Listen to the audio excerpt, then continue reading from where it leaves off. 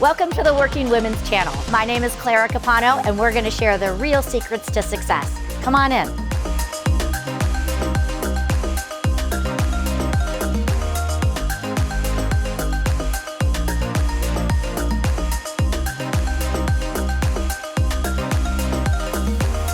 Leah, thank you so much for coming and sharing time with me today, and I can't wait to share your story with our viewers.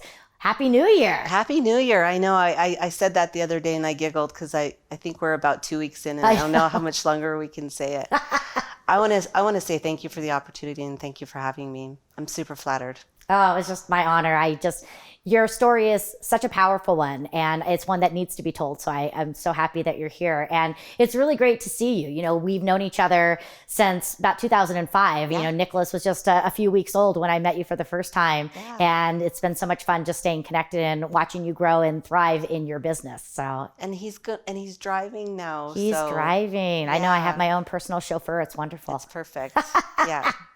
So let's just dive right in and we'll just kick it off. You know, we're talking about success and we're talking about the real side to success because we know success isn't always pretty. Right. So as you were going through your career, can you think of a time where you came into a particular challenge or obstacle and how you got through that, how that impacted you as a person in your business and especially as a woman in business?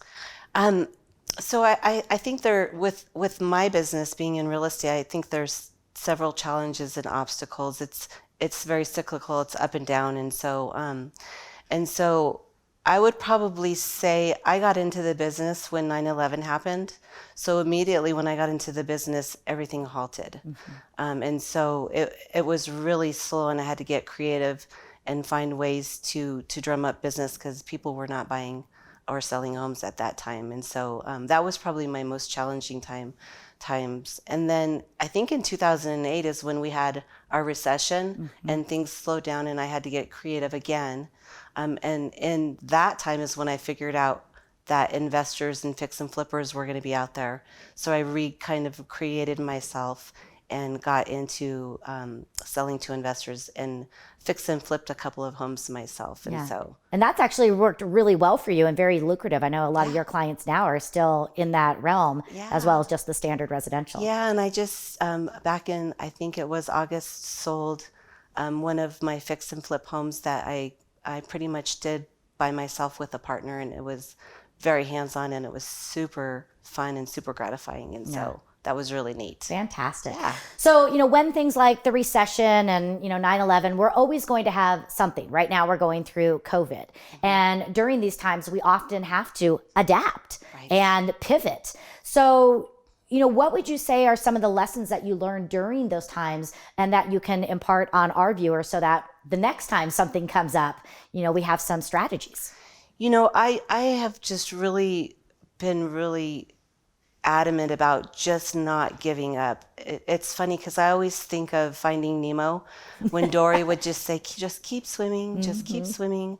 And I just keep swimming against the tide no matter how hard it gets. And I take breaks, I reboot, I reach out, I hire success coaches, I hire mentors, and I really lean on my family and my friends. I always find in those times when you're kind of hitting a wall and you need to kind of reboot, that's when I find myself exercising and eating right. I'm like, okay, what's not working? Why don't you feel good? And if you're not taking care of your body, which is your transportation through the world, we take such great care of our cars, but we don't take good care of ourselves. And so, yeah, those lights in our cars go on and we're, all set to go and take it in, but we don't listen to our own lights, which leads me into, fairly recently, you did have some issues with your health.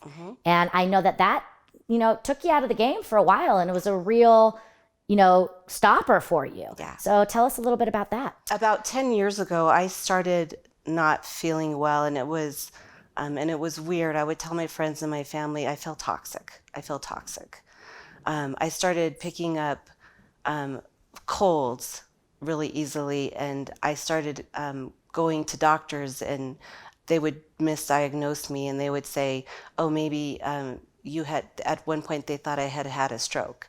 At one point they went and did an MRI, thought I had a brain aneurysm. My health started declining, my mental health started declining, and it got to the point where one day I was at the office and it was 3:30 and I was absolutely exhausted. I made it home, and for about a week and a half, 2 weeks, I would get home at 3:30, 4 o'clock and lay on the couch, could not do anything else.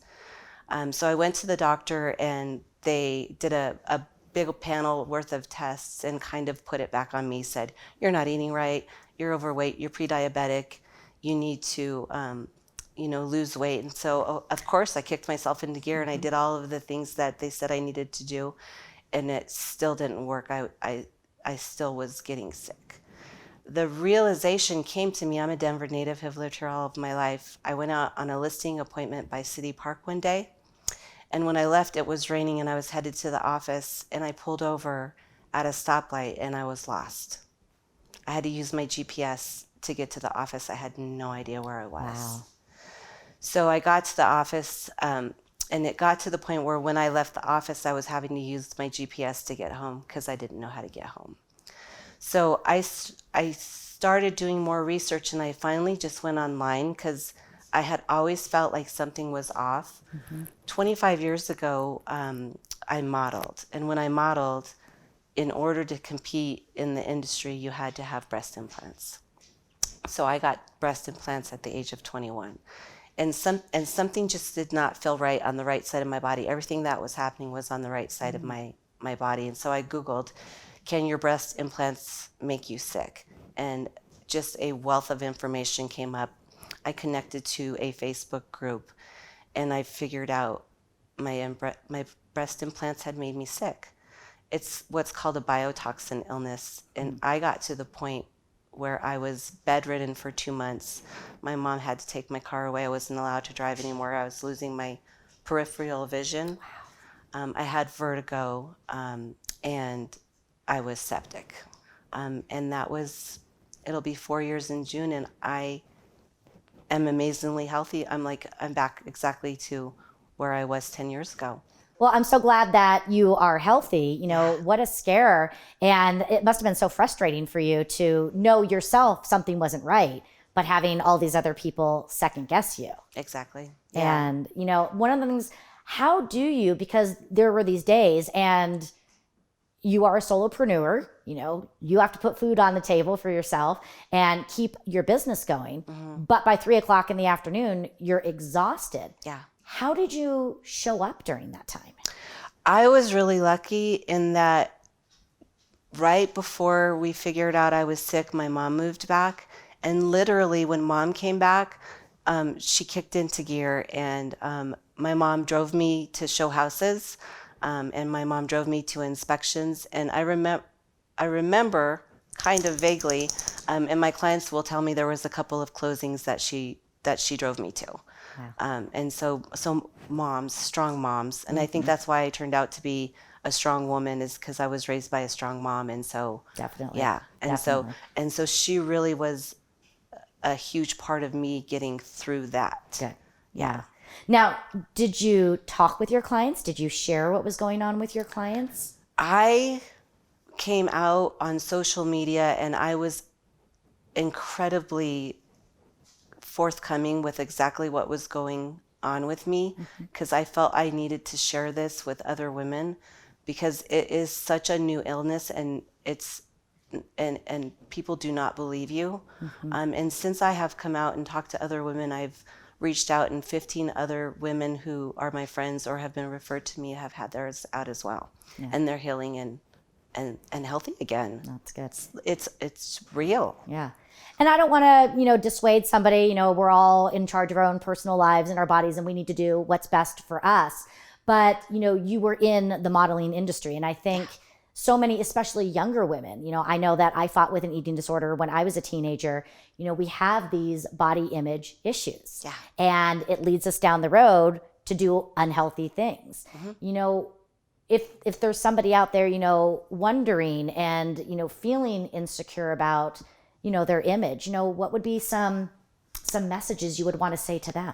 So I do not regret getting my breast implants, I regret living with the illness for so long. And I did it because I did not know it was a real illness. But I loved them. You know, when I got them, I loved them. But since I got them out, I was afraid it was a loss. I felt like I was, I felt like I was going to look different, like I wasn't going to be as feminine. I've learned to really look inside, because you really need to love yourself on the inside. And then it'll come naturally. You'll love yourself on the outside. And so I've done a lot of introspective work. I feel sexier now without them than I ever did probably with them. Yeah. And so, and it was just the pressure back then. It was, the early 90s, everybody wanted to look like Pam Anderson. And so, it's a different time, and I really don't think they're as popular as they were. Yeah.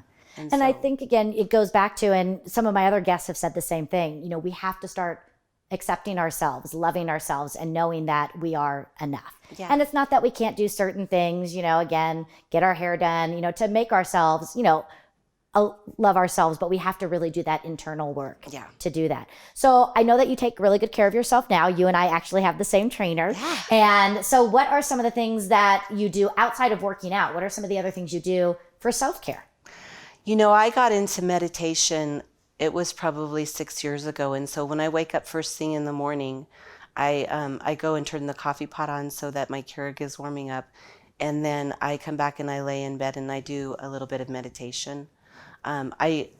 It's really super important, especially now that we've been quarantined, to get out and walk. And so luckily I've got 3 dogs, and one of them is just adamant about her daily walk. Fantastic. Yeah. So talking about, being an entrepreneur, running your own business, what are some of the things that you do to protect your time, protect your boundaries? How do you communicate those, with your clients so that you can make sure that you're still making time and not getting lost in the busyness of business? Yeah.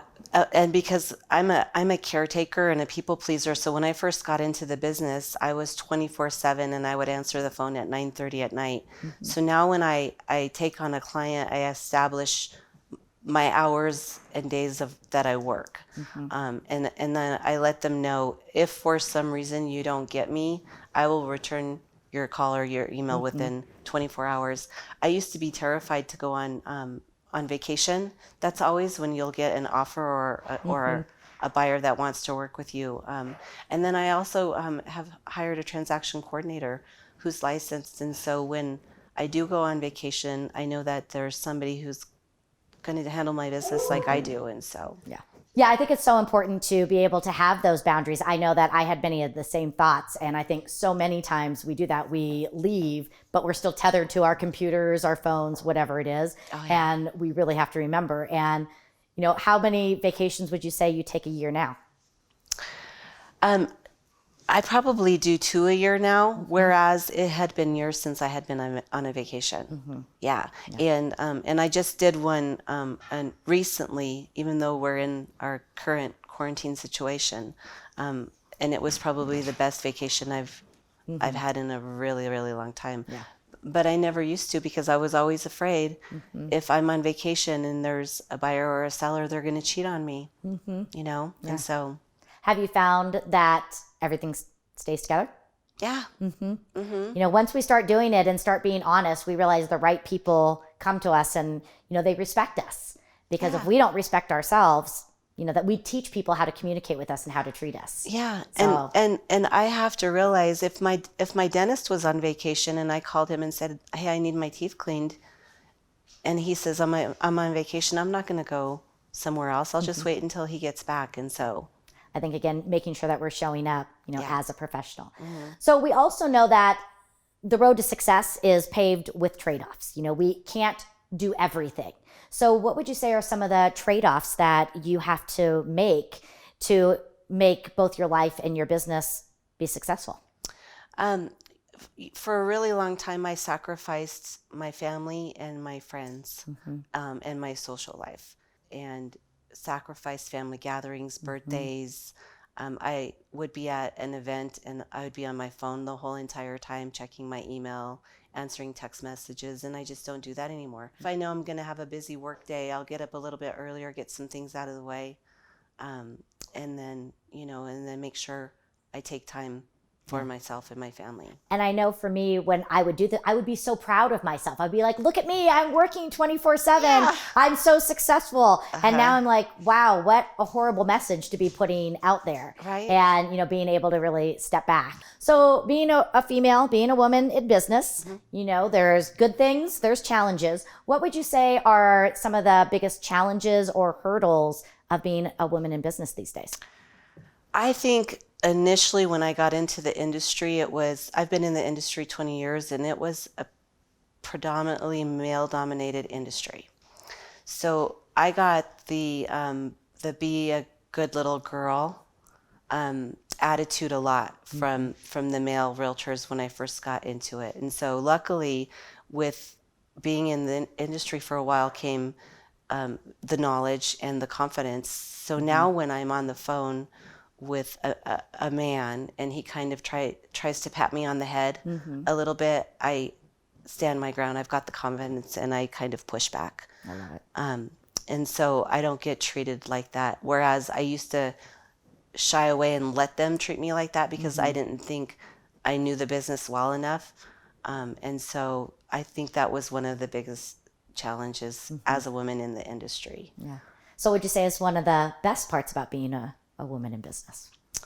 I think just being a woman in business, it's super fun to be a woman and kick ass. And I think we do a lot of things as women where we multitask and we get a lot of things done. And to be a woman who's successful in the business, it feels really neat to be super independent. It feels really good to be independent, successful, confident, and especially now during the time when everything's going down, and I hear a lot of people are having trouble with their significant others, and I'm just kind of out here alone, and it feels really good not to get home and fight with somebody, and and to be able to stand on your own. So I love that. I love that too. So what would you say you are most proud of? It's hard for me because I try and be a little bit humble, but I think I'm pretty proud of the reputation that I have built. I've got a ton of repeat business. I really treat people fairly. I'm super honest. I'm not high pressure sales, and so to be in this industry for 20 years, and I just sold somebody who has been a client of mine 5 times over. Wow. And so I'm really proud. And just to have people tell me that I have done such a good job and that it was such a smooth transaction, because this is one of the biggest transactions you're going to do in a lifetime. Right. Yeah. And so I'm always really proud when we get to the finish line and everybody's super happy. I love that. Yeah. So if you could rewind time and with the lessons that you've learned, is there anything you would have done differently? I would have liked to have gotten into the industry earlier. I got in when I was 30, and I stumbled through my 20s modeling, bartending, waiting tables. And so I would have liked to have gotten into the industry sooner. And then I'm really regretful I did not learn another language. My family is predominantly Spanish speaking. And Mom always says I didn't want to learn Spanish. I didn't want to learn to brush my hair, but like here I am, But I would have loved her to have spoken Spanish and be bilingual. Me too. I'm working on that. That's one of my goals too. Yeah. Well, and We should do it together. Yeah, and if you head down to Mexico, you can do immersion studies, and those would be super fun. I And know. so Maybe we'll have to do that together. I can order a beer and ask where the bathroom is. Yeah. So Those are two good, very important things. Exactly. Absolutely. So we might want to just build on those a little bit. yeah. I love it. So what's next for Leah? When you look into the future, what's next for you? So we just had a big meeting yesterday where we're talking about some of the hidden inventory. Inventory in Denver and Colorado is really super low. So there's some hidden inventory that's out there that is the builder inventory. So I'm going to partner with one of the big builders to try and become their preferred agent to to work with their clients. I'm going to get into a lot more of the video and social media, and just kind of get ready for spring and summer. I think it's going to be a really busy selling season, and so I need to fine tune my business a little bit. There's just always new technology, and so I need to really kind of buckle down and get all of that done. Plus, I'm going to hire somebody else. My transaction coordinator is fantastic, but I need somebody who's going to maybe help me with brand management and things like that. Yeah, very important. So I love that. And plus, work with you. Well, yes, absolutely. Duh, the next 6 weeks. Yeah, I know. I love it. That's awesome. So any last messages that you would like to share with our viewers? I just am really blown away and thankful that I have got to sit down with you. It's always kind of been an inspiration of mine. Women who build up women. I think it's very important that we build each other up. And if there are any women out there who are struggling or kind of searching or wondering what they're going to do next, just don't give up. Just keep pushing forward. Keep searching, find your passion, and once you find your passion, make the best of it and kick ass. Yeah, I love it. Yeah, that's so great. Now, as our viewers are watching this, some of them are going to connect with your story and may even want to reach out to you, whether it's for business or just even hearing more about your story. Absolutely. How can our viewers find you?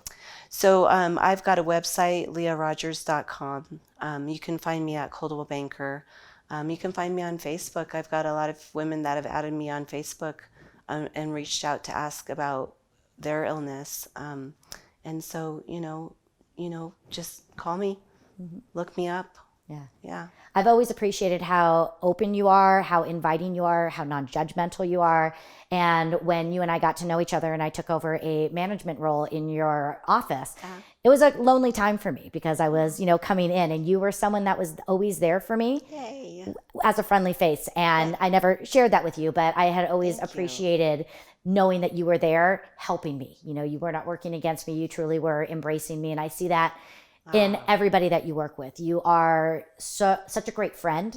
When you talk to someone and you say, if you need something, I'll be there, you truly mean it. Yeah. And I've just seen that in play, and you truly have one of the most beautiful souls I've ever seen in someone. And it's an honor to be able to have you here, to call you a friend, and to be able to share your story. Where did you say the Kleenexes are? So thank you. So much gratitude and appreciation. Thank you. Yeah, much appreciated.